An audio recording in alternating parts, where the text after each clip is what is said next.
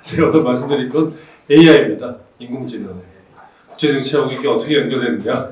그 자체가 굉장히 궁금한. 어저께 사실은 어느 IT 관련된 미디어에서 하는 AI 좌담회를 했는데 7분 정도 모았는데 저만 사회과학자더라고요. 그래서 국제정치. 그래서 거기서 얘기하는 중에 좀 이렇게 엉뚱한 얘기를 하지 않을까 싶어서 걱정했는데 오히려 제가 얘기하는 그런 시각이 필요하다고 동조를 많이 해주시는 그러니까 기술 분야에 계시는 분들이 강론적으로 하시는데 이제 총론이 필요한 단계가 된 그게 아닌가라는 생각이 들고 그리고 국제정치 시각에서 인공지능과 관련된 분야가 어떻게 지금 전개되어지고 있고 중요하게는 우리가 어떻게 대응해야 되느냐. 근데 약간 싸우는 얘기입니다. 요새 국제정치가 다 싸우는 얘기거든요. 협력보다는 AI를 들어서고 강대국들이 싸우고 있고 우리도 그 사이에 끼어서 소위 말하는 등 터지지 않으려면 잘 싸울 수밖에 없다. 근데 강대국처럼 싸우면 안 되고 우리는 우리 나름대로 중경국 스타일로 싸우자. 뭐 이런 얘기를 드려보자 합니다. 강의 내용은 크게 세 가지인데요. 아무래도 AI가 무슨 의미가 있는지, 뭐가 이렇게 중요한데 난리인지 뭐 이런 얘기 좀 쉽게 풀어서 좀 말씀을 드리겠습니다. 두 번째는 국제정치 분야에서 AI를 둘러싸고 벌어지는 주요 국가들 간의 패권 경쟁에 대한 얘기입니다. 근데 이 얘기는 시간 관계에서 자세한 얘기는 나눠드린 자료에는 되게 많은데 오늘 그걸 다 얘기할 시간은 없어서 큰 얼개에 해당되는 오버뷰를 해드리고 강론은 관심 있으신 분들은 20여 페이지가 넘거든요. 제가 일부러 좀 적었습니다. 우리 수강생님께서 혹시 관심 있으시면 보시라고. 사실 그 한 장 한 장이 논문 주제이기도 해요. 그래서 최근에 국제정치 분야에서 등장하고 있는. 그래서 초록색으로 된 부분들은 이제 드린 자료에는 있고 오늘 말씀을 좀 드리기 어려울 것 같고 마무리로 한국이 어떻게 해야 되느냐. 이에 관련된 힘을 길러야죠. 기술력은. 근데 힘만 길러도 안 된다. 아무리 길러봤자 강대국들의 힘의 한 100분의 1, 1000분의 1 정도밖에 안 되는 상황이어서 강대국들이 만들어내고 있는 구도의 틈새를 치고 나가는 전략이 필요하다. 뭐 이런 말씀 드리게 될 것 같습니다. 저희 보이는 책은 제가 2022년에 낸 책인데요. 제가 주로 이제 편집본과 관련된 책들을 학회 활동을 하다 보니까 많이 내는데 이제 단행본으로 제가 내는 몇 개의 책이 있는데 가장 최근에 쓴 책입니다. 미국하고 중국이 디지털 기술 분야에서 벌이는 패권 경쟁에 대한 2022년 4월 달에 나왔거든요. 지금 한 2년밖에 안 되는데 그동안에 AI가 만들어내고 있는 스토리가 상전벽해입니다. 또 하나 책을 좀 빨리 써야 되는 상황이 돼서 정치 지도자가 좀 빨리 맞추고서 책 써야 되는 상황이 되지 않나라는 그런 생각이 들 정도로 빨리 변하고 있어서 기반은 조책에 있는 얘기의 프레임워크를 바탕으로 하고 거기에 AI에 대한 얘기 좀 더 오늘 소개해드리는 식으로 하게 됩니다. 그러니까 혹시 더 관심 있으시면 저 책은 시중에서 구할 수 있으니까 보시면 좋을 것 같습니다. 첫 번째 화두를 뭘 던질까 고민을 좀 했거든요. 대원군과 인공지능 이렇게 한번 던져보자. 좀 궁금하세요? 오늘 무슨 얘기를 제가 할지? 대원군이 인공지능이었던 얘기는 전혀 아니고요. 인공지능이 대원군처럼 고집세다 이런 얘기도 아니고 우리의 국제정치의 역사 속에 있는 두 개의 사건을 좀 담아내는 화두로서 한번 좀 던져봅니다. 최근에 인공지능과 관련돼서 깜짝깜짝 놀라는 것 같아요. 그죠? 인공지능 쇼크 이런 얘기하는 거는 기억하세요? 2016년에 알파하고 우리 이세돌 구단이 바둑 대결 해가지고 1대4로 이세돌 구단이 패배하는 사건. 우리 언론이 알파고 쇼크라고 불렀던 사건입니다. 그리고 저도 뭐 이런 전공을 하다 보니까 예측 비슷한 걸 했거든요. 질 줄 알았습니다. 근데 이렇게 질 줄은 몰랐습니다. 어떻게 질 줄 알았냐면 첫 한 두 판은 이세돌 구단이 이길 줄 알았어요. 근데 그 두는 걸 보고 AI가 러닝을 해가지고 이세돌 구단의 어떤 그 바둑 두는 수 이런 것들을 읽어가지고 뒤에 세 판은 연이어 이겨서 3대2로 알파고가 이기지 않을까 뭐 이런 생각을 했는데 결과는 훨씬 더 큰 차이가 나는 결과가 난 거죠. 근데 저거 보고 우리가 뭐 인간과 기계의 싸움에서 기계가 이겼다 그래가지고 막 깜짝 놀라고 호들갑을 떨었는데 그 뒤에 또 이세돌 구단보다 더 젊고 더 바둑 잘 둔다 그러는 중국의 커제 구단도 그때 그냥 뭐 3대5로 그냥 져버리는 이런 상황들이 발생하고 그 이후로는 계속 뭐 인간이 이길 가능성이 없어지다 보니까 이제 바둑게임 안 하잖아요. 그죠? 그런 상황을 보면은 지난 10여 년 동안 인공지능이 학습을 해가지고 이 어느 특정한 분야에서는 인간의 능력을 넘어서는 상황이 발생하고 있다는 거죠. 쇼크입니다. 예. 바둑.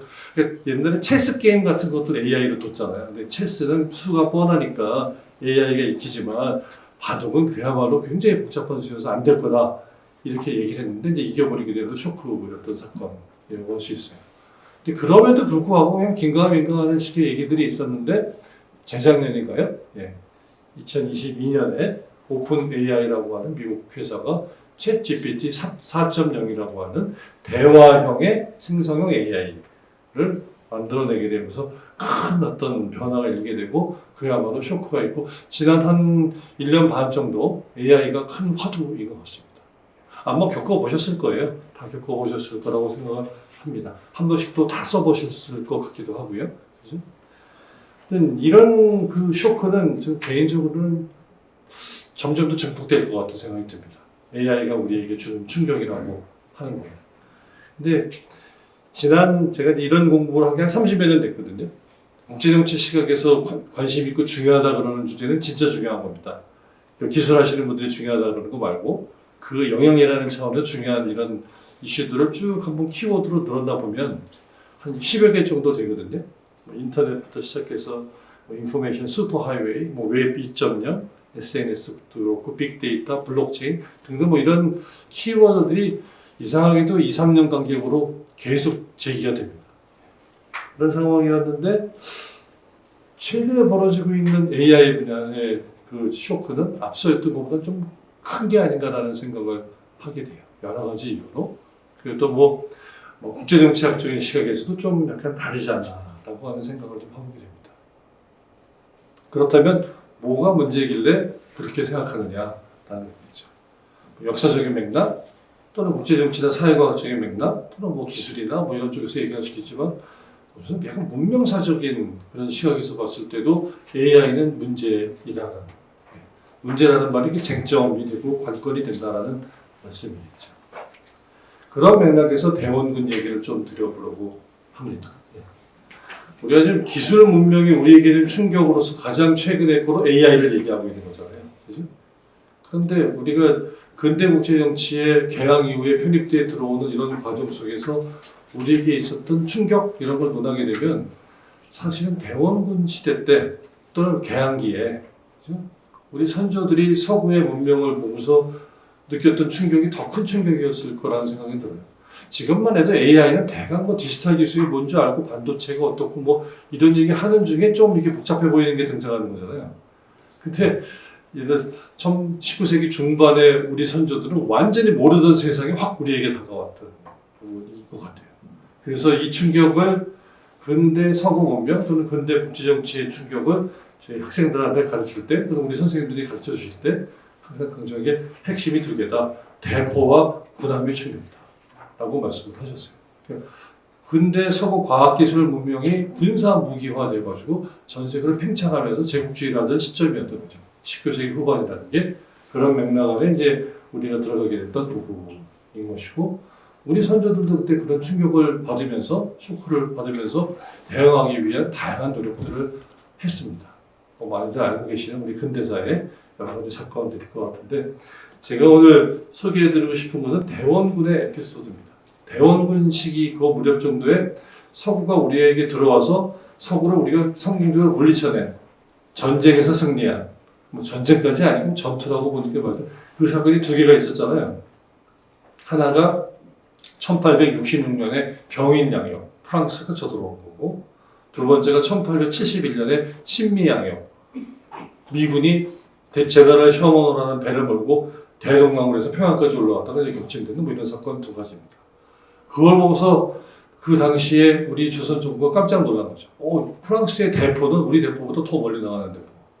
그리고 미국 군함은 쇠로 만들었어요. 쇠로.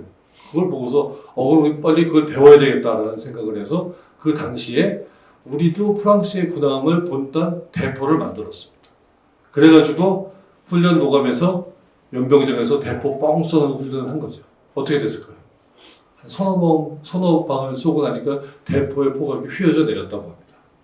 왜 그럴까요? 우리는 모양만 본다는 거죠.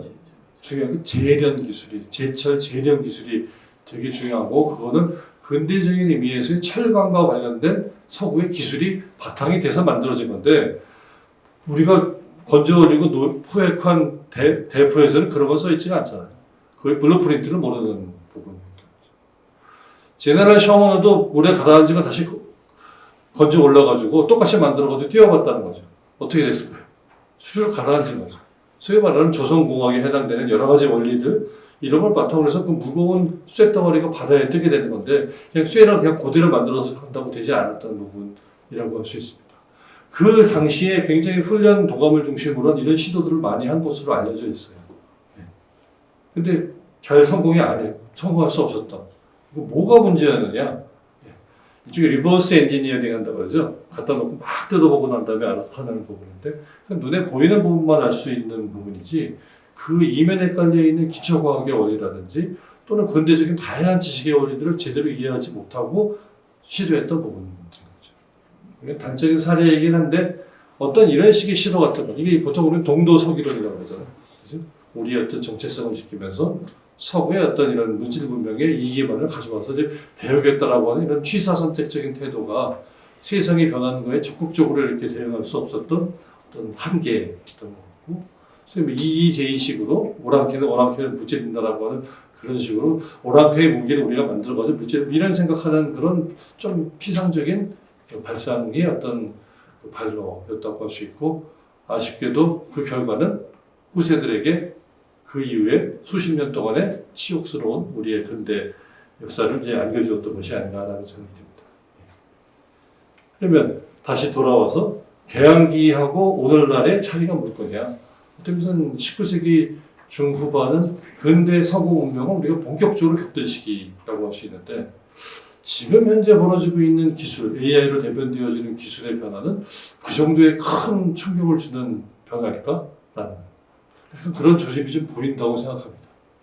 그래서 그런 조짐이 보이는 거고, 대포와 그 다음에 깔려있는 어떤 지식이라든지 그걸 탐구해 나가는 어떤 방법론적인 원리로서의 이성이라고 하는 거와 최근에 AI를 둘러싸고 있는 지식의 그 작동 방식과 탐구 방식이라는 건 좀 약간 다른 것 같아요.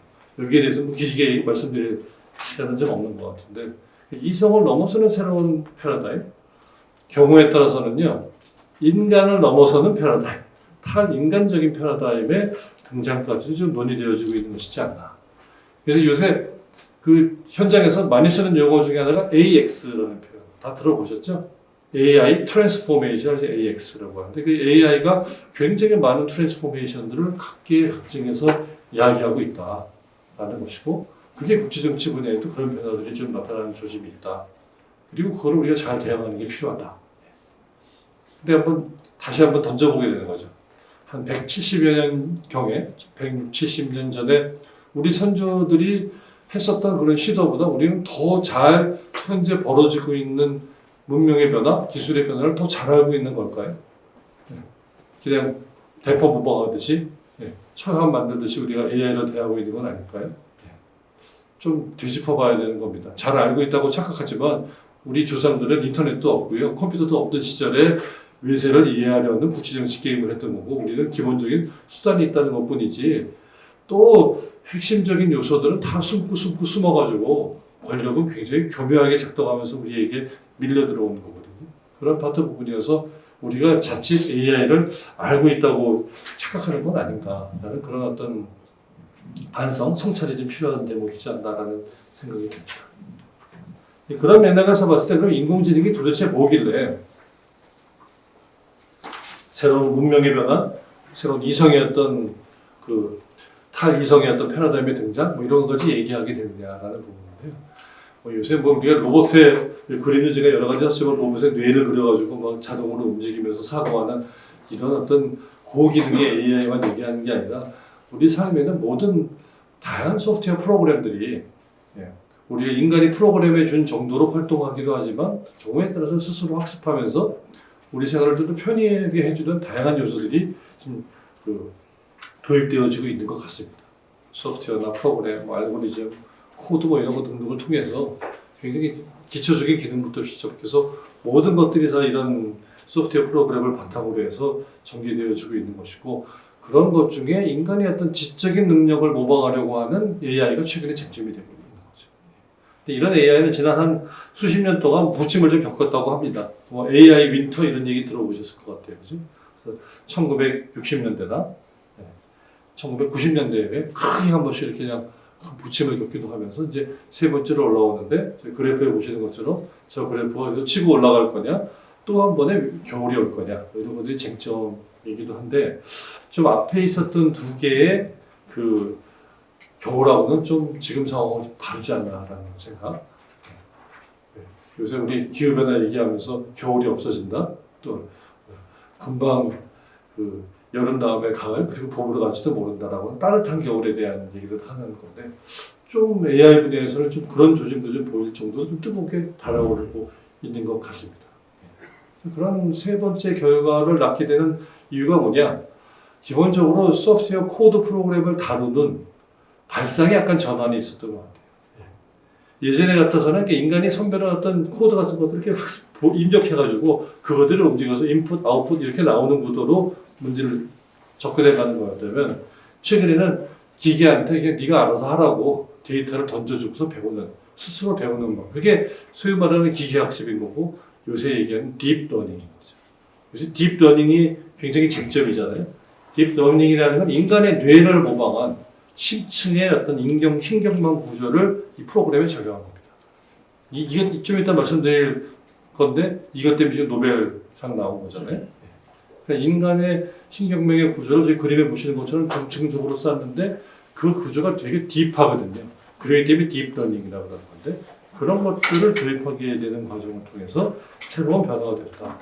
그런 과정에서 예전에는 많이 인용되는 비유가 이게 고양이다라는 걸 수십 개 보여주고 수백 개 보여주고 인공지능이 학습을 해서 다른 고양이 사진을 보여주고 아 이거 고양이다 이렇게 인식하는 방식이었다면 지금은 역으로 뒤집어서 고양이와 관련된 걸 네가 생각해가지고 그림을 그려봐라 생성해봐라라고 하는 이런 걸 데이터를 막 주게 되는 방식의 역발상의 방법으로 가고 있다라는 것이죠. 그러니까 AI가 식별하고 인식하는 그런 단계에서 스스로 뭔가를 만들어 나가는 단계를 바꾸게 되는 구도가 이제 형성되어지고 있다는 것이고 그런 과정 안에 인간의 언어를 모방하는 AI가 나왔다는 게 또 큰 쟁점입니다. 인간이 가장 다른 그 동물들과 구별되어지는 거가 언어를 가지고 커뮤니케이션을 할 수 있는 능력입니다. 그러니까 인디비주얼 인텔리전스를 넘어서는 컬렉티브한 인텔리전스를 만들어 나갈 수 있는 소통의 네트워크를 만들었다는 게 핵심인데 AI가 그런 걸 좀 하는 거 아니냐라는 얘기가 나온 거고 다 써보셨을 텐데 최근에 챗GPT 4.0 같은 것들 보게 되면 깜짝깜짝 놀라는 거 되게 많잖아요. 그런 것들이 나오게 되는 상황이 벌어지고 있다는 것이고 최근에는 이게 텍스트뿐만 아니라 이미지와 동영상 굉장히 복잡한 비정형의 데이터들도 생성하는 걸 AI가 하기 시작했다는 거죠. 그래서 이런 과정 속에서 인간이 하고 있는 지적인 작업의 생산성이 비약적으로 늘어나는 거죠. 어저께 오늘 공무원하고 잠깐 얘기했는데 예전 같아서는 10시까지 야근해야 되는 건데 이거 하고 하니까 나 정시에 퇴근한다고 그런 말이 나올 정도로 그건 아주 비근한 얘기긴 한데 그런 일들이 굉장히 많아지는 부분이라고 할 수 있습니다. 그런 거가 사회 경제적인 또는 정치적인 차원에서의 뭔가 큰 트랜스포메이션을 일으키는 AI 트랜스포메이션, AX가 발생하고 있다는 게 최근에 인공지능에 대해서 관심을 많이 갖게 되는 이유인 것 같습니다. 사례는 굉장히 많이 알고 계실 것 같아요. 이거는 MIT에서 작년에 나왔던 것을 그림을 보여드리려고 했는데 굉장히 멀리 안 보여도 우주를 볼 수 있는 망원경을 만든다든지 굉장히 미세한 걸 볼 수 있게 만든다든지 등등에 해당되는 이런 것들 인간의 지적인 능력, 인지 능력으로서 인식하지 못하거나 뭔가 할 수 없었던 이런 것들을 좀 할 수 있게 도와주는 그런 사례들이 등장하고 있습니다. 다시 말씀드려서 인간이 설정하고 있던 이성의 인지 능력의 한계를 넘어서는 뭔가가 좀 발생하고 있는 거죠.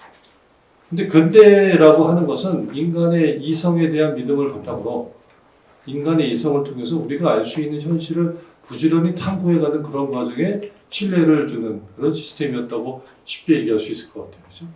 근데 이전에는 그걸 누가 했냐? 신에 의거해서 했다면 이제는 인간이 그걸 했던 거죠. 그죠? 데카르트식으로 나는 생각한다. 이성이 있기 때문에 그럼으로 인해서 존재한다. 현실이라는 걸 탐구할 수 있다고 하는 이런 부분인 거고. 예를 들어 임마누엘 칸트라고 들어보셨어요? 우리 여기 박성호 교수님 사상하시는 분 앞에서 칸트 얘기가 좀 쑥스럽긴 한데 그래도 그냥 간단하게 이 말씀드리는 게 최근에 인공지능 연구하시는 분들이 칸트 연구를 많이 합니다. 칸트와 아티피셜 인텔리전스라고 쳐보시면 책이 굉장히 많이 나오고 논문이 굉장히 많이 나오고 있어요. 그럼 그 이유가 뭐냐? 칸트가 얘기하는 이성으로서 알 수 없었던 세계, 알 수 없었던 세계를 탐구하는 뭔가의 계기들이 AI를 통해서 만들어지고 있지 않냐라고 생각한다는 거죠. 칸트가 보면은 이성으로 알 수 있는 세계와 그렇지만 원래 존재하고 있는 물 자체의 세계라고 하는 것을 얘기하고 그렇지만 그 이성이 갖고 있는 한계로 인해서 그 물 자체를 완전히 알 수는 없는 사물의 그 물 자체를 알 수는 없다는 식의 구분을 한. 그렇지만 칸트가 설정해놓은 그 경계를 계속해서 부단히 넓혀가려고 하는 노력이 지난 3세기 동안의 인류의 어떤 지적인 탐구의 역사였던 거잖아요. 그런 거가 노벨상 받은 거잖아요. 그런 부분이었는데 이런 맥락에서 보면은 오늘날의 인공지능은 인간의 이성 능력으로 알 수 없었던 물 자체를 탐구하는 뭔가의 수단과 통로가 생긴 거에 의미가 있지 않냐. 인지의 경계를 넘어서 미지의 세계를 탐구할 수 있게 되는 뭔가의 지도를 얻게 되는 그런 성격들이 좀 있다. 뭐 헬스 있게 해줬다는 거예요. 그래서 AI에 대해서 인에이블러라는 표현을 굉장히 많이 씁니다. 새로운 어떤 현실을 설명할 수 있는 원리 같은 것들에 대한 바탕들. 거기서 탐색되어지는 지식이 근대적인 차원에서 생성되어진 사이언티픽한 나리지하고는 다른 종류의 어떤 지식이 생성되어지고 있다는 얘기들이 연동되어지는 부분인 거죠. 아마도 이제 이런 것들에 대한 인식을 바탕으로 해서 지난주인가요? 지지난주인가요? 우리 노벨상, 물리학상하고 화학상 수상자들 4개 이상이 돌아갔는데 다 AI 관련된 연구였던 거잖아요. 굉장히 보수적이라고 하는 노벨상 위원회가 AI 관련된 연구를 하신 분들한테 이렇게 상을 줬다는 것 자체가 굉장히 놀라운 거죠. 더 놀라운 거는 우리의 한강 작가가 노벨 문학상 받을 거 이렇게 하겠지만 굉장히 재미있는 이런 그 연구들을 했어서 그 각각 분야에서는 주목받았지만 전체적인 과학사의 역사 속에서 인정을 받게 되는 계기가 이번 노벨상을 통해서 나왔던 게 아닌가 싶습니다. 그러니까 모르겠어요. 지금 이런 표현을 쓰는 학자들은 아직 많지 않은 것 같은데 AI 시대는 아마도 포스트 칸트의 시대, AI 시대는 포스트 데카르트의 시대가 될 가능성이 크다.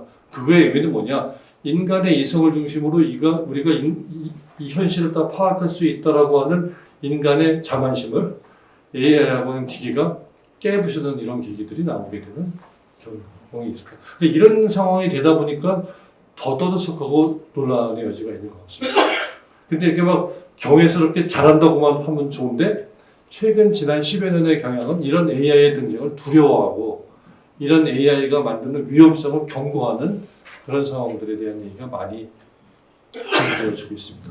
아까 말씀드린 제프리 힌튼, 소위 딥러닝의 아버지라고 불리는 토론토 대학의 교수인데요. 사실 최근에 미국에 제일 잘 나가는 오픈 AI 그 기업에 있는 그 주요 인물들이 다 이분 제자라는 거 아니에요? 그죠? 근데 오히려 이분은 오픈 AI에 조인 안 하고 오히려 AI가 인간의 통제를 넘어설 가능성에 대해서 비판을 하면서 오히려 경고를 했다고 해서 이제 유명하신 분인데 그만큼 AI가 갖는 나름대로의 어떤 위험성 같은 것들이 제기된다는 거죠.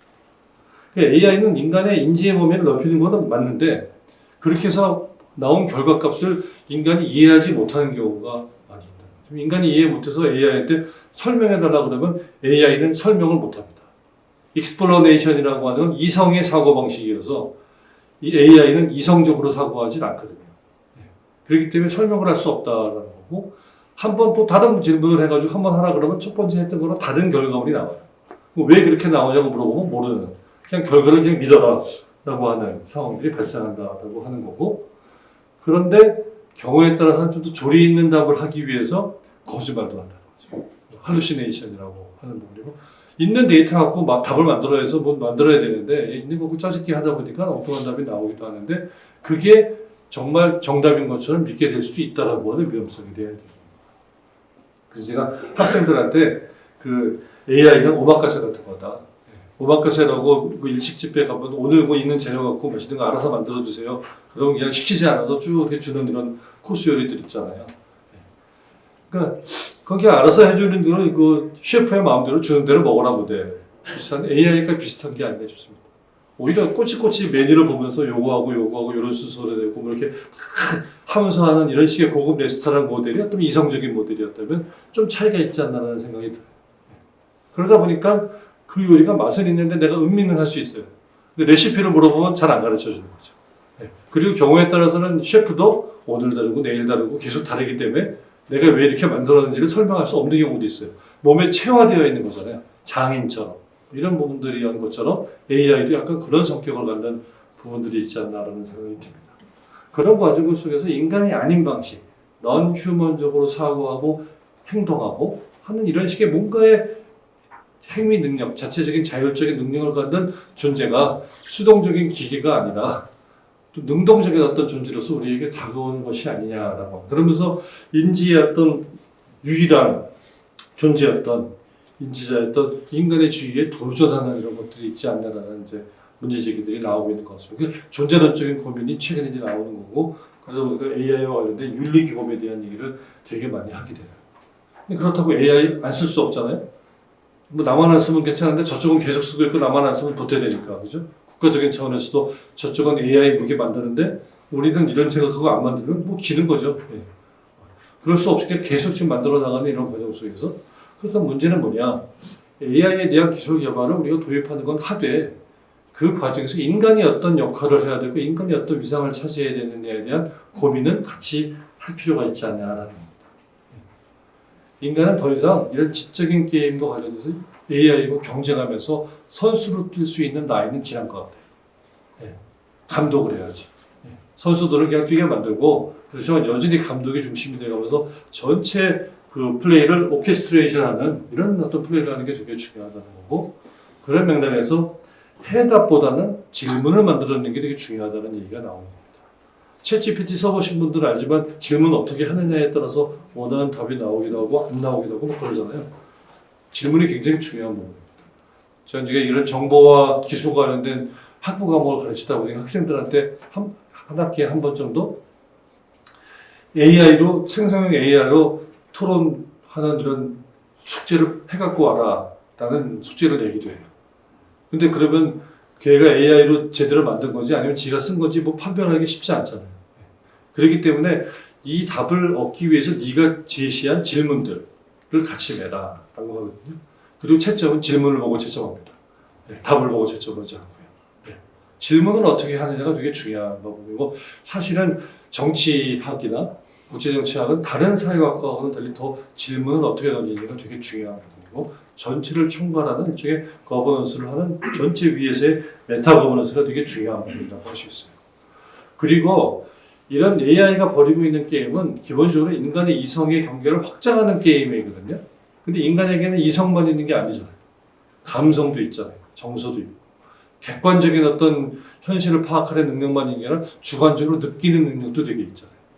그렇기 때문에 주기적으로 이성이 너무 팽배해지게 되면 인류 역사상에서 낭만주의가 득세했습니다. 근대 역사에서도 그랬던 거고, 최근에도 이 AI에 대응하는 맥락에서 인간의 주관적 경험을 강조하는 낭만주의, 이게 뭐 포스트 모던 낭만주의라고 그런 게 약간 등장하기도 합니다. 어떤 면에서는 객관적으로 갖고 온 결과가 아니라 인간의 주관적인 경험으로 필터링을 해가지고서 문제를 봤을 때 더 정확한 거 들어온다.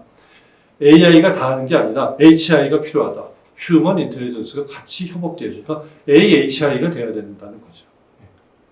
저는 잘 쓰진 않는데 어저께 어떤 미팅에서 어느 분이 그러시더라고요. 리멤버라고 하는 명함 이렇게 걸러주는 프로그램 아시잖아요. 저도 모임 끝나고 나면 명함 드리면 가끔 이메일로 이렇게 와가지고 보기도 하고 그러는데, 그 리멤버가 최근에 많이 이렇게 수용이 되고 받아들여질 수 있는 이유는 뭐냐? 자동 인식으로, 문자 인식으로 뭐 사진 찍어가지고 그걸 이해하는 AI 프로그램도 좋지만 그거를 인간이 걸러내는 필터링을 한다는 거예요. 알바 시키듯이 해서 필터링을 해서 그런 것들 중에 오류를 잡아내는 작업을 계속해서 이게 엮어지는 과정을 가다 보니까 또 정확한 명함 정보들을, 비즈니스 카드 정보들을 이제 축적할 수 있었다, 뭐 이런 얘기를 하시던데, 그런 것처럼 어떤 면에서 모든 분야에 인간이 필요하기도 하고 인간이 뭔가 역할을 해야 되기도 하는 그런 과정 속에서 AI의 미래가 좀 더 이렇게 좀 발전해 가야 되지 않을까. 우리는 너무 이 뇌가 갖고 있는 기능을 이런 기계적인 메커니즘으로 구현하려고 하는 딥러닝이 대표적인 그런 거에 대한 얘기만 하고 있는데 사실 인간이 가지고 있는 역할을 설명되어지지 않는 독립 변수가 있고 설명 변수가 있어 A 때문에 B가 발생한다 이런 식의 사고방식이 아니라 직관적으로 해석학적으로 느끼게 되는 그런 주관적 세계에 해당되는 뇌의 기능이라는 것도 있잖아요. 특히 정치하시는 분들은 그게 중요하다면서요. 직관, 딱 감이다. 뭐 그런 정치인들이 사실은 손꼽는 건데 그런 거에 해당되는 거를 지금 우리가 잊어버리고 있는 건 아닌가. 이게 막 엉켜지고 있는데 이게 중요한 게 서구에서는 벌써 이런 논쟁이 확 붙어가지고 활발하게 있거든요. 근데 우리의 논쟁은 한쪽 반쪽짜리 절름발이 논쟁을 하고 있는 게 아닌가라는 그런 생각이 듭니다. 이런 과정 속에서 여러 가지 논의들이 진행되고 있어요. AI에 대한 얘기를 하다 보니까 AI가 무엇인지에 대한 그 기본적인 얘기는 좀 말씀을 드렸는데 사실 제가 드리고 싶은 말씀은 그런 AI를 놓고 국가 간에 싸운다. 우리는 어떻게 할 거냐. 국제정치학적인 시각에 대한 부분인 거고 이런 관점에서 국제정치가 어떻게 변하고 있는지를 보는 거예요. 그래서 국제정치와 관련된 변화에 대한 얘기를 하는 측이들이 여러 개가 있습니다. 첫 번째는 국제정치 환경이 변하는 얘기들 많이 해요. 4차 산업혁명과 국제정치, 그러면 기술을 둘러싼 환경의 변화에 대한 얘기가 되게 중요한 변수인 거죠. 그죠? 더 중요하게는 그런 과정에서 파워가 어디로 가느냐. 새롭게 등장하는 권력의 속성이 뭐냐. 이런 파워 트랜스포메이션에 대한 얘기를 합니다.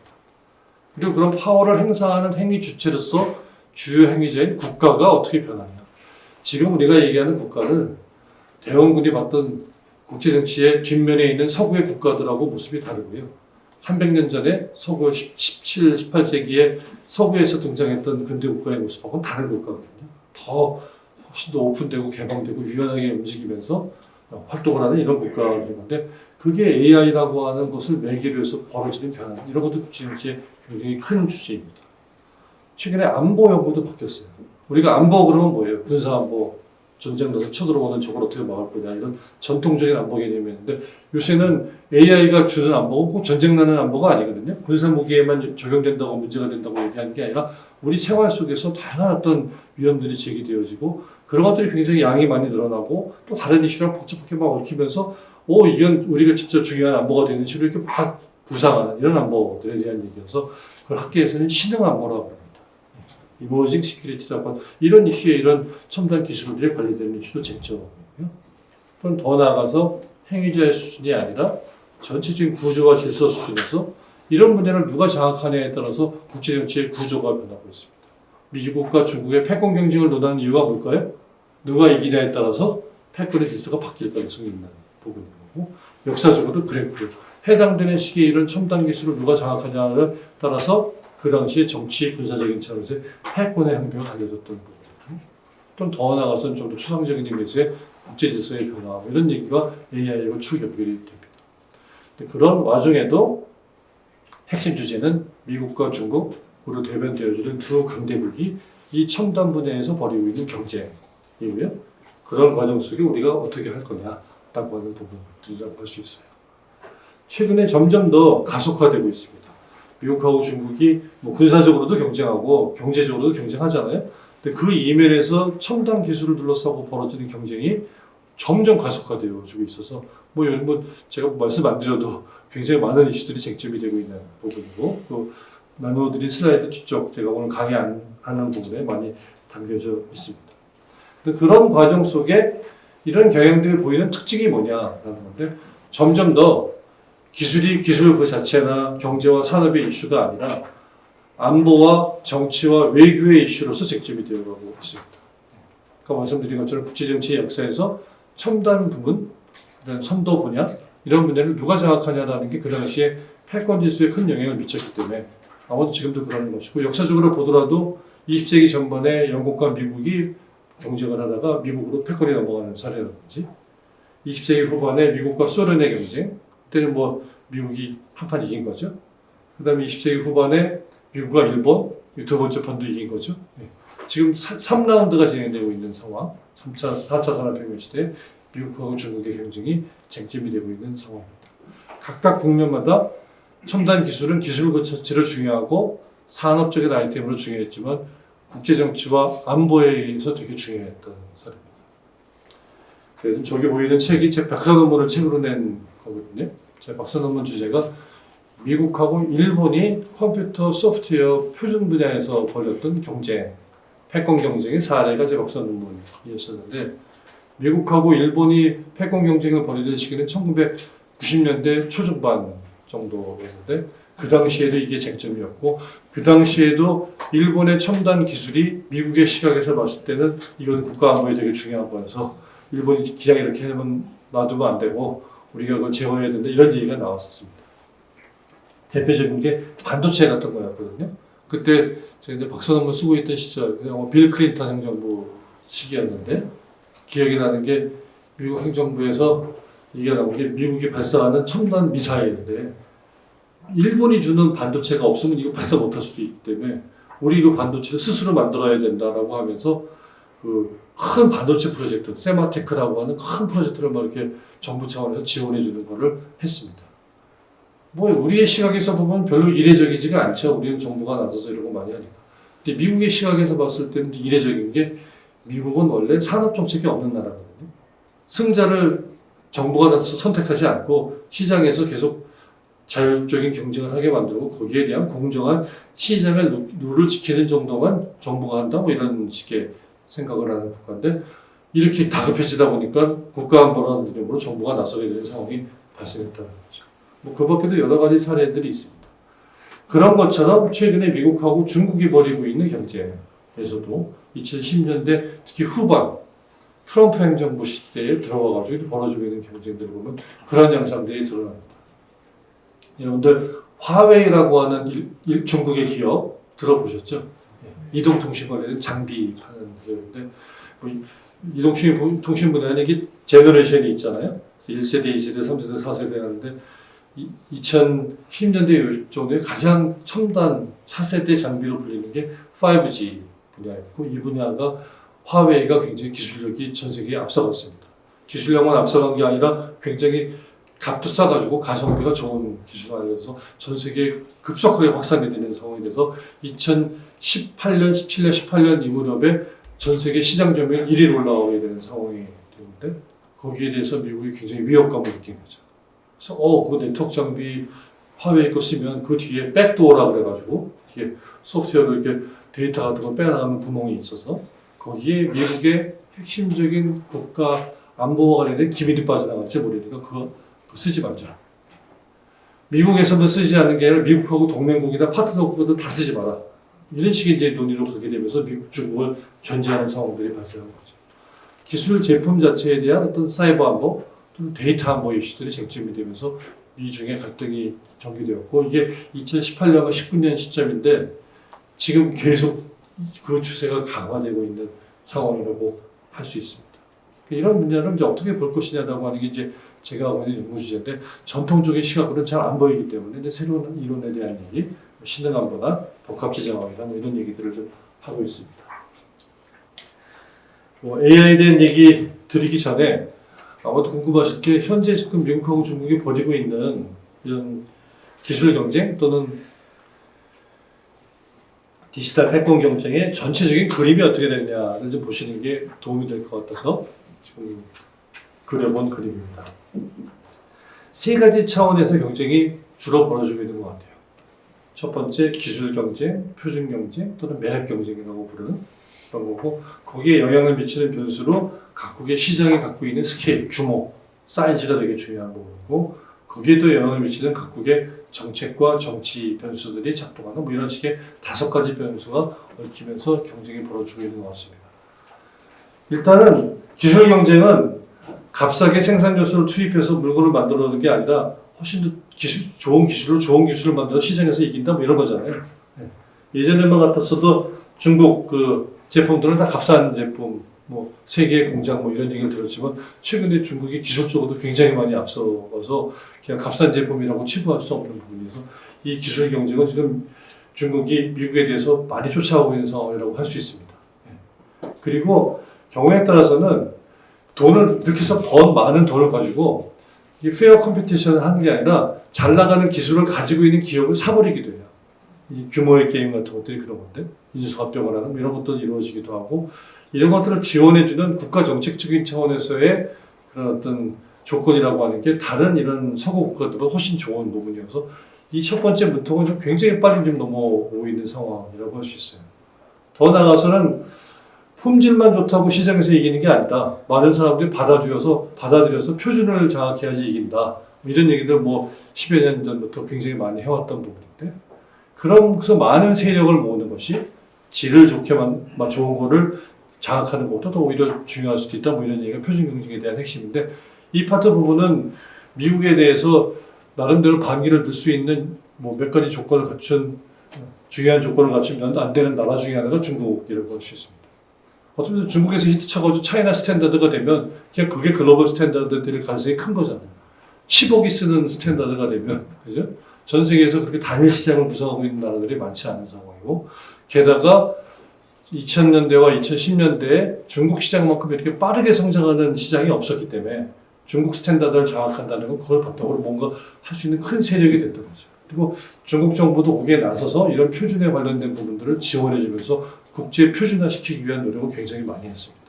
그래서 첫 번째, 두 번째 문턱에는 지금 미국하고 중국의 경쟁에서 중국이 굉장히 많이 쫓아왔다고 볼 수 있지 않나 싶어요. 근데 최근에 좀 쟁점이 되는 게 특히 코로나를 거치면서 문제가 되는 건데 중국의 매력이 별로 없습니다. 중국이 하고 있는 이런 행위들이 보편적인 가치나 규범의 맥락에서 봤을 때 공감을 얻지 못하는. 그러니까 하드 파워는 굉장히 많이 들어와서 네트워크 파워까지 장악을 했는데 소프트 파워라고 하는 차원에서 글쎄 하게 되는 상황들이 발생하는 거죠. 전 세계에서 축구하는 인구가 제일 많은 나라가 중국이라면서요. 근데 왜 중국 축구 선수들은 그렇게 반칙을 많이 하죠? 그러니까 우리 선수들이 중국하고 경쟁한다 그러면 걱정하는 게 우리가 질까봐 걱정하는 게 아니라 우리 선수들이 반칙당해서 부상당할까 걱정한다는 우스갯소리가 나올 정도로 뭔가 좀 다른 논리로 움직이고 있는 근데 그게 좀 이렇게 동감이 잘 안 되는 부분들인데 이런 것들이 코로나를 거치게 되면서 특히 유럽 국가들한테 좀 인심을 잃게 되는 상황이어서 아마도 힘을 얻는다고 다 되는 게 아니라 좀 보편적인 규범을 넘어서 매력을 얻게 되는 숙제들이 좀 남아있지 않나 싶습니다. 역사적으로 패권은 이 세 개의 문턱을 다 넘어야지 되는 거지. 저 마지막 문턱 중요하지 않다고 소홀해하면 결코 넘을 수 없는 게 패권의 문턱인 것 같고 이런 과정 속에서 지금 전체적인 경쟁이 좀 벌어지고 있지 않나라는 생각이 들고요. 조금 더 구체적으로 지금 현재 미국하고 중국이 벌이고 있는 기술 경쟁 또는 AI도 뭐 같은 맥락일 수 있는데 이분의 현황이 어떠냐에 대한 얘기. 이건 이제 경제학자나 경영학자들은 굉장히 다양한 인풋 요인, 아웃풋 요인 집어넣어가지고 막 분석을 합니다. 분석을 하게 되는 파트 부분인데, 뭐 저희 같은 국제정치학자들이 큰 그림 얘기를 주로 하기 때문에 그런 얘기는 안 하고 그냥 크게 때려가지고 지금 현재 상황이 어떠냐. 한마디로 얘기하면 농용기술 분야는 중국이 되게 많이 따라왔다. 아까 그림에서 말씀드린 것처럼. 근데 원천 기술에 해당되는 부분은 여전히 질적인 의미는 미국이 가지고 있다. 사자성어로 표현하면은 중국은 양이고 미국은 질, 양중질미 이 정도의 걸로 생각해 볼 수 있겠고 이 양과 질의 격차가 최근에는 오히려 좀 더 벌어지고 있는 게 아니냐라는 게 현재 추세라고 할 수 있습니다. 양중질미니까 중국의 입장에서는 양을 통해서 질적인 어떤 전기를 마련하는 게 중요하잖아요. 여러분들 학교 다니실 때 이런 사회과학서죠? 특히 아까 막시스트 서적 변증법 뭐 이런 얘기 볼 때 뭐 양질 전화라는 표현 들어보셨죠? 변증법에서 나오는 정반 합할 때 나오는 건데 양쪽으로 많이 늘어나다 보면 특정한 시점에 또 질적인 전화가 일어나. 이게 어떤 분에서는 중국의 목표일 수도 있습니다. 그래서 한 2000년대부터 2010년대 중반 정도까지 그런 게임을 보였었다고 한다면 2010년대 중후반을 거치면서 미국이 약간 아차하는 생각을 한 게 아닌가 싶어요. 어떤 면에서는 WTO 체제에 가입시켜주고 미국이 만들고 있는 질서에 어떤 넘버트로서 영원한 넘버트로서 순화시켜가지고 중국을 관리하겠다라고 하는 생각으로 했었던 정책이었다고 한다면 오히려 시진핑 정부는 훨씬 더 공세적으로 중국이 지금 라이징하는 그런 양상들을 보이게 되다 보니까 미국의 입장에서는 이래서 안 되겠다고 이렇게 추격을 차단하는 전단이 나오게 되고 시장과 기술과 관련된 경쟁뿐만 아니라 정치적인 차원에서 가지고 있는 여러 가지 수단들을 활용해서 활용해가지고 그 추격을 차단하려고 하는 모습들이 최근에 보여지고 있는 것 같습니다. 하나하나 아이템에서 미국이 질적으로 앞선다라고 하는 얘기를 더 나아가서 좀 넓게 보다 보면은 이 관련된 분야의 전체적인 어떤 생태계, 네트워크의 허브로서 미국이 어떤 역할을 하고 있다는 걸 의미하기도 하거든요. 그렇다고 하면서 또 그런 전체적인 네트워크 운영하는 과정에 그전에는 그걸 개방적으로 운영하면서 중국을 그 안에 포함시켜서 순화시키는 어떤 목적을 했다라면 최근에는 그 네트워크를 생태계를 좀 봉쇄해가지고 중국은 여기 들어오지 못하게 하는 그런 식의 어떤 전략 같은 것들이 최근에 나타나고 있는 상황이고 그게 최근에 많이 들어오셨어요? 디커플링이나 뭐 리쇼어링이나 뭐 이런 얘기하고 연결이 되는 부분이죠. 그게 아마도 지난 그 수년 동안에 미중 경쟁에서 미국이 취하고 있는 스탠스였다고 한다면 근데 보통 웬만한 나라들은 큰 강대국이 그렇게 추격을 차단하면서 밀어붙이면 주저앉아야 되잖아요. 근데 중국은 그 갖고 있는 이런 사이즈로 인해서 그 독특성으로 인해서 주저앉지 않고 오히려 역으로 봉쇄가 역효과를 나가지고 독자적인 생태계와 자기만의 어떤 네트워크를 구성한다는 생각을 하고 있는 것 같습니다. 최근에 수년 동안에 벌어지고 있는 양상이라고 할 수 있고 그러다 보니까 미국이 아까 말씀 나왔던 뭐 인도 태평양 전략 뭐 이런 걸 통해서 그 새로운 질서를 판을 꾸려가는 모습들이 나오면은 중국은 오히려 역으로 1대1로라고 하는 걸 통해서 동남아시아나 아프리카나 이런 쪽으로 자기 어떤 연대 세력을 만들려고 하는 시도들을 하면서 두 개의 어떤 진영이 경쟁하는 이런 모습으로 최근에 그 미중 경쟁이 전개되어지고 있고 거기에 핵심적인 아이템으로 이런 첨단 기술들이 들어가고 있는 것 같아요. 조금 더 구체적인 말씀을 좀 드리면요. 이 부분은 좀 너무 구체적이어가지고 자세히 말씀드리기 좀 주저하게 되는 부분이긴 한데 그럼 어떤 분야는 중국이 앞서고 어떤 분야는 미국이 앞서고 어떤 분야는 경합을 하고 있냐 뭐 이런 거에 대한 얘기입니다. 되게 다양한 얘기들이 나오는 분야인데 그냥 크게 말씀드리면 첨단 배터리 분야들 요새 전기차 관련된 거나 그거 만드는 핵심 광물 이런 분야는 아마도 미중 간의 경쟁에서 승패가 중국 쪽으로 기울는 게 아닐까 싶어요. 거기에 맞춰서 최근에 우크라이나 전쟁을 통해서 쟁점이 되고 있는 게 드론인데요. 상업용 드론과 관련된 분야에서 중국이 굉장히 앞서 나가고 있는 이런 분야들을 보이고 있습니다. 거기에 비해서 앞서 말씀드렸던 5G 이동통신 이런 쪽들 굉장히 앞서 나가다가 미국의 견제에 의해서 좀 조금 브레이크가 걸리게 돼요. 그래서 이게 화살표를 좀 이렇게 왼쪽 오른쪽으로 그린 게 그런 의미를 갖는 거거든요. 5G 통신 분야에서 미국이 중국에 대해서 주신다는 생각을 하니까 최근에 그 다음번 차세대 네트워크 인프라를 둘러싼 드라이브를 걸고 있습니다. 그래서 뭐 6G에 대한 얘기라든지 오픈 랜 뭐 이런 식의 어떤 것들 그런 쪽에서 지금 미국이 나름대로 새로운 어떤 카드를 제기하면서 미중이 경합하고 있는 형식이 중간 정도라고 할 수 있고요. 반도체 같은 분야는 최근에 미국이 굉장히 핵심적인 아이템으로 규제를 하고 있어서 그 중국이 굉장히 고전하고 있는 분야라고 할 수 있습니다. 거기에 비해서 첨단 제조업 전체 분야, 전자산업이나 전기 이런 분야에서는 미국이 좀 굉장히 앞서 나가고 중국이 굉장히 앞서 나가고 있는 이런 모습들을 보이는 걸로 그려볼 수 있고 미국이 굉장히 자체적으로 계속 처음에도 그랬고 지금도 계속 우위를 유지하고 있는 분야는 인터넷 플랫폼인데요. 구글이라든지 메타나 이런 분야와 관련된 쪽에서는 이제 미국이 좀 우수한 모습들을 보이고 있고 합성생물학이나 융합에너지나 이런 분야들은 좀 앞서가고 있는 모습이라고 할 수 있습니다. 거기에 대해서 최근에 바이오 제약 분야라든지 이런 코로나를 거치게 되면서 미국이 특정한 분야에서 중국의 경쟁력을 뺏길지도 모른다라는 생각들을 하면서 특히 원재료 같은 경우들이 좀 문제시되어지고 있고 그다음에 뭐 양자 컴퓨팅 이런 분야도 양자 분야는 크게 세 분야거든요. 컴퓨팅과 센싱과 통신 분야 세 분야인데 그 중에서 센싱이나 통신 같은 분야들은 중국이 많이 추적을 하고 있다고 하고 있는 상황이고 컴퓨팅 분야도 여전히 미국이 앞서고 있긴 하지만 전체적으로 중국이 추격하고 있는 분야로 좀 분류가 되고 있습니다. 좀 복잡한 그림이긴 한데 이렇게 분야별로 미국이 앞서는 분야, 중국이 앞서는 분야, 경합하고 있는 이런 분야들이 계속해서 움직이고 있다고 하는 것이고 이게 2022년에 그려진 그림인데요. 이게 좀 더 앞으로 계속 또 변해갈 가능성들이 좀 있지 않나 싶습니다. AI에 대한 얘기 잠깐 드리면 이런 과정 속에서 AI는 아까 그림에 보셨던 것처럼 중간에 제가 빨강으로 경합하는 분야에다 집어넣었잖아요. AI는 아직 여태까지는 본격적으로 경쟁이 전개되고 있는 분야로 보기는 좀 어렵다고 할 수 있습니다. 지금 1, 2년 동안 좀 크게 쟁점이 되고 있는 분야인데, 근데 여전히 뭐 미국이 앞서 나가고 있는 분야라고 할 수 있고요.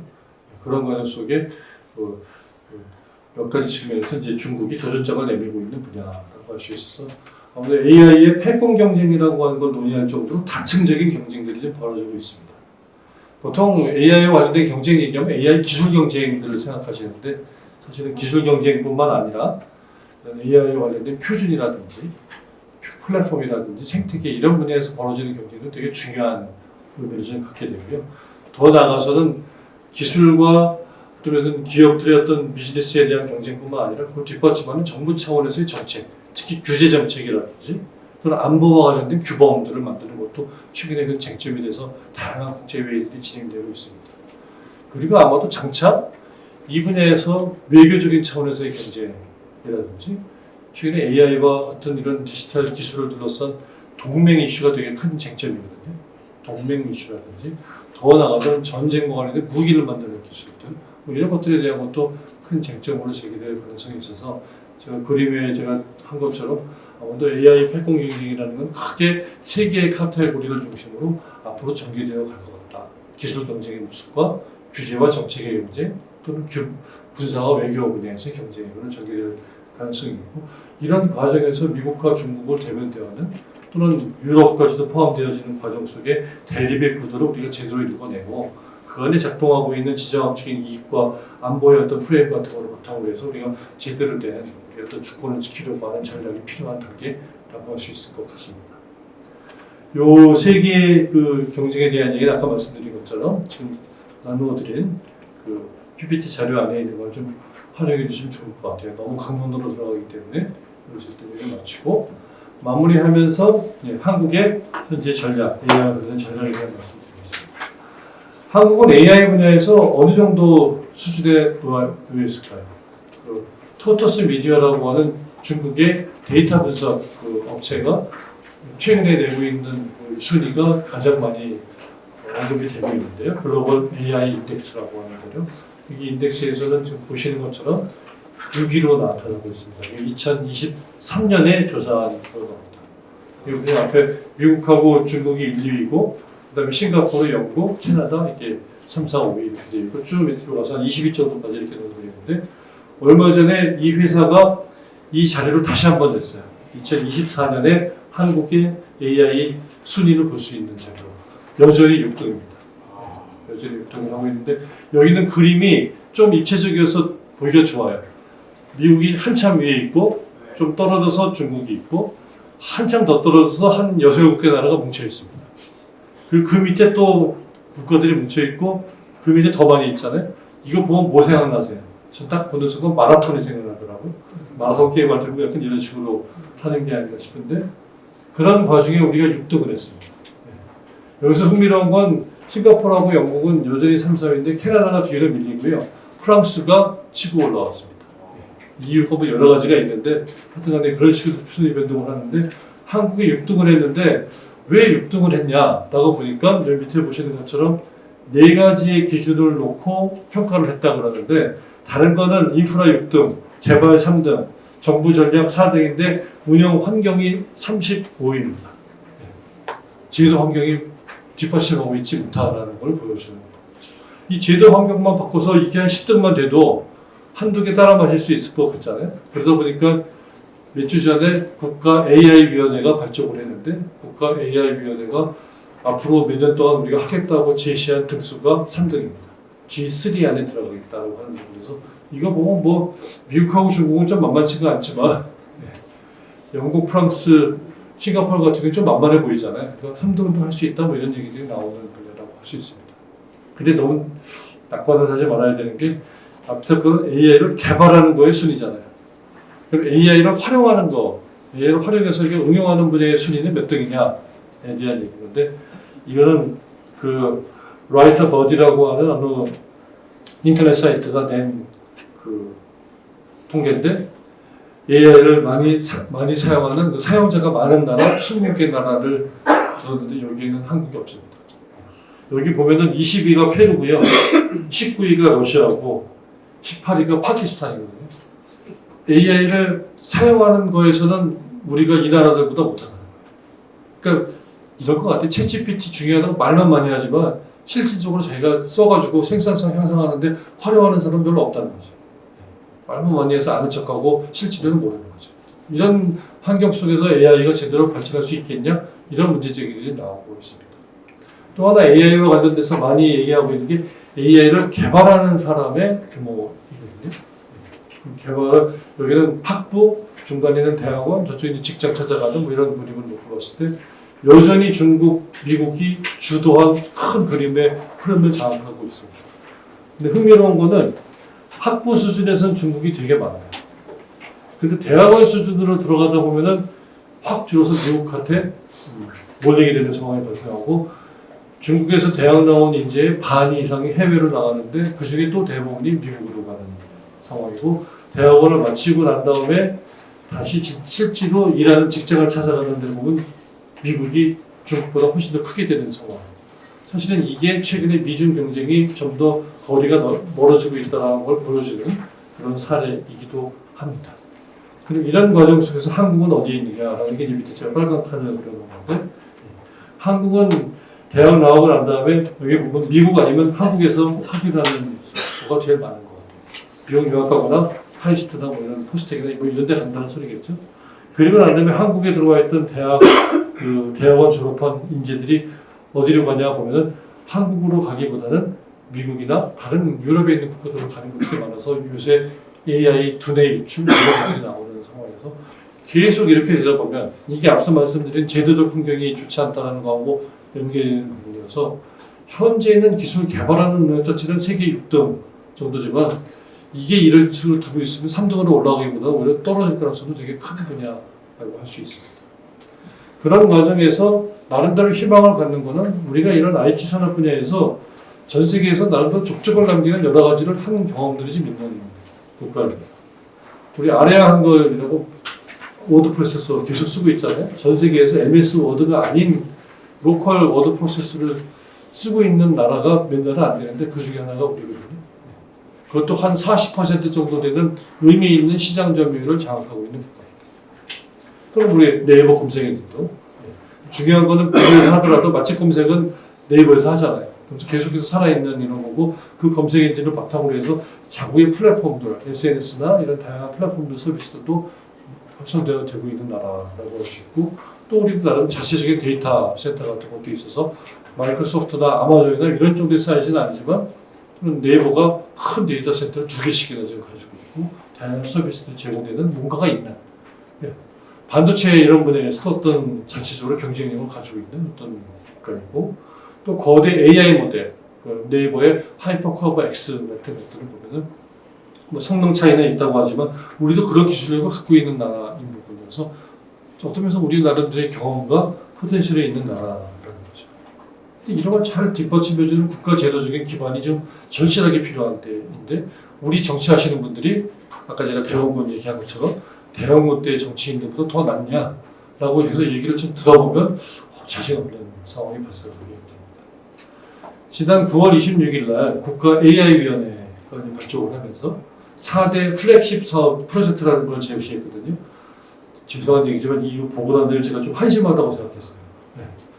그래서 지금 앞서 말씀드린 이게 자기 역량을 가지면서 뭐 하는 게임도 중요하지만 전체적인 국제정치 정세가 어떻게 벌어지고 있고 그 안에서 우리가 포지셔닝을 해가지고 이런 AI를 어떻게 할 거고 내가 갖고 있는 능력을 좀 더 배가시킬 수 있는 뭔가를 하는 이런 식의 정책적인 아이디어가 여기 반영되어 있나라고 하기엔 19세기형의 부국강병 정책의 연장선 그러니까 디지털 부국강병 정책 정도의 성격이지 않나라는 생각이 듭니다. 첫 번째는 하드웨어 기반 확충한다는 거거든요. AI 반도체 한다는 얘기고 두 번째는 정부가 투자를 활성화할 수 있는 걸 지원해 준다는 얘기인데 이거 보면서 좀 깜짝 놀란 게 4년간 총 65조 원을 투자한다고 되어 있거든요. 굉장히 막대한 액수인데 4년이니까 1년에 한 1억 3, 4천 정도 되나요? 3, 4조 정도 되나요? 그런 규모일 텐데 미국이 앞서 나가고 있는 오픈 AI 같은 기업들이 한 해에 AI에 투자한다는 게 1,000조 원이거든요. 1년에 1000조인 거여서 아까 말씀드린 스케일의 게임, 규모의 게임에서는 좀 쫓아갈 수 없는 이런 부분인데 어떤 면에서는 계란으로 바위치기 하는 건 아니냐 하는 생각. 아마도 AX, AI의 대자연과 관련된 분야도 나름대로 어떤 목표 같은 걸 설정하고 있는데 이게 될 수 있을까? 뭐 이런 얘기들. 그나마 조금 앞서가고 있는 게 글로벌 AI의 거버넌스나 다양한 국제 질서 형성 과정에서 하고 있는 역할 정도이지 않나 하는 생각이 들어서 또 어떤 면에서는 이런 스스로 우리가 국가적인 차원에서 스스로 강해지겠다라고 하는 자강의 전략 이런 것만으로는 부족한 뭔가에 플러스에 해당되는 변화하고 있는 국제 정세에 맞는 그런 어떤 전략 같은 것도 필요하지 않나라는 생각을 하게 됩니다. 시간이 많이 지났는데 한 4, 5분 정도 내로 끝내야 될 것 같은데요. 이 얘기는 안 드릴 수 없을 것 같은데 이런 AI에 관련된 전략을 펼쳐나갈 때 우리가 갖고 있는 숙명적인 고민거리가 있습니다. 미국하고 중국 사이에 끼어있다라는 거죠. 그리고 최근에는 미국하고 중국이 사이가 안 좋기 때문에 그 중에서 어느 쪽으로 선택을 해야 될지도 모른다는 얘기가 나오는 거고 기술이라고 하는 분야에서 이런 선택의 기로에 섰던 걸 보여줬던 대표적인 사례가 앞서 말씀드렸던 화웨이 사태입니다. 2019년에 화웨이와 관련된 장비들을 미국이 안 쓴다.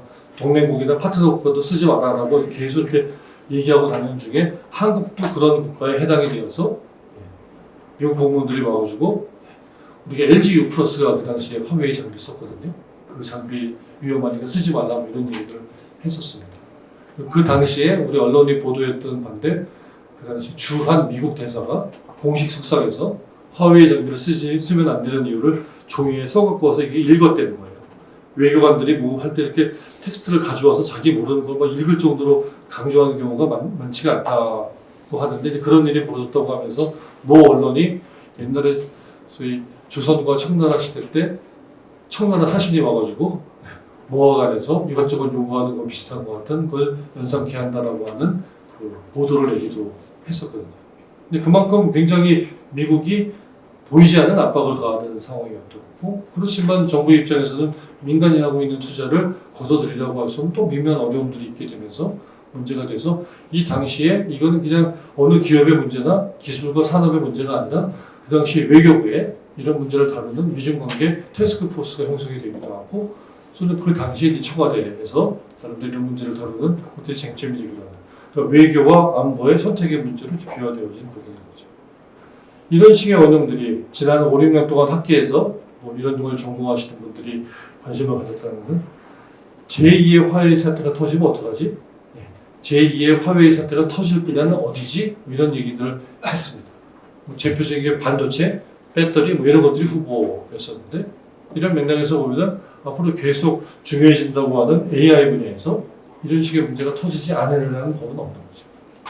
이런 것들에 대한 또 고민들이 필요한데 뭐 이런 거 할 수 있고 그런 과정 속에서 이제 학계에서 저희가 지난 한 20여 년 동안 중견국 외교 전략이라는 연구를 국제정치 분야에서 많이 해왔습니다. 미들 파워 디플로마시에 대한 거고 여기서 말하는 중견국은 그냥 사이즈가 중간 사이즈고 전체 위기구조 중간에 있다는 중간국을 얘기하는 게 아니고요. 복잡하게 펼쳐지는 전체적인 구조 속에서 내가 어떤 역할을 함부로 인해서 브로커리지 중개 역할을 하는 이런 적극적인 역할을 할 수 있는 국가에 대한 얘기를 하는 부분인데 그런 부분과 관련된 논의들을 이 AI와 관련된 또는 디지털 기술과 관련된 분야에 적용해 볼 수 있지 않겠냐라고 하는 부분입니다. 그래서 여기에 관련된 구체적인 아이템에 대한 제가 PPT에다가 넣어서 최근에 쟁점이 되고 있는 이슈들을 좀 적어봤습니다. 다양한 이슈들이 있고 나름대로 우리가 할 수 있는 어떤 가능성의 영역도 있고 또 좀 어려운 어떤 제약도 있는 이런 상황이라고 할 수 있습니다.